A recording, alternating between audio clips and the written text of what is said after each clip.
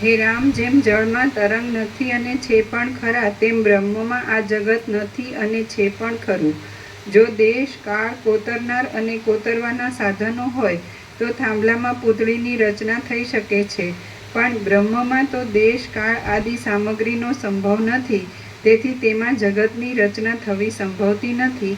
આમ માનીને વાદીઓ મિથ્યા મૂંઝાયા કરે છે, કારણ કે બ્રહ્મમાં જગતની સ્થિતિ વિશે થાંભલાની પૂતળીનું જે દ્રષ્ટાંત આવે છે તે એક દેશથી સરખું લેવાનું છે, પણ સઘળી રીતે સરખું લેવાનું નથી. જગતની ઉત્પત્તિની સત્તા બ્રહ્મની સત્તાથી જુદી નથી અને તેના પ્રલયની સત્તા પણ બ્રહ્મની સત્તાથી જુદી નથી.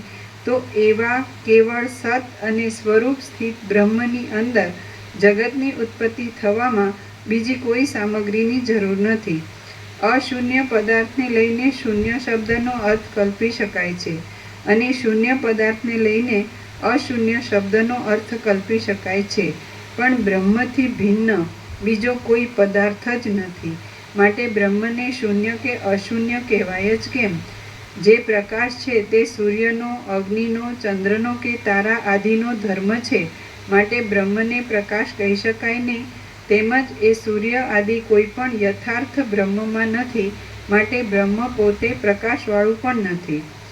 સૂર્ય આદિ મહાભૂતોના પ્રકાશોનો જે અભાવ છે તે તમ કહેવાય છે. બ્રહ્મ એ કાંઈ તેવા પ્રકાશના અભાવરૂપ નથી, માટે તે તમરૂપ નથી. આકાશની પેઠે સ્વચ્છ એવા એ બ્રહ્મનો જે પ્રકાશ કહેવાય છે તે એના પોતાના અનુભવરૂપ જ છે. તે પ્રકાશનો એ પોતે જ અનુભવ કરે છે, પણ બીજા કોઈને તેનો અનુભવ થતો નથી.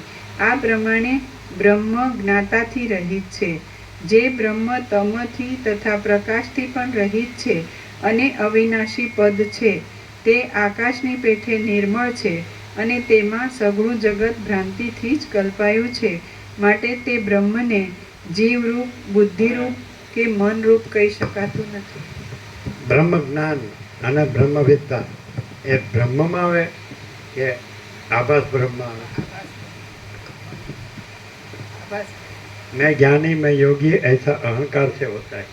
तो ब्रह्म ज्ञान અને બ્રહ્મવિદ્તા આભાસ બ્રહ્મમાં આવે, માયામાં આવે, બ્રહ્મમાં ન આવે. બ્રહ્મમાં કેવળ બ્રહ્મ જ છે, બીજું કંઈ છે જ નહીં, બીજું સંભવતું જ નથી. સમજે?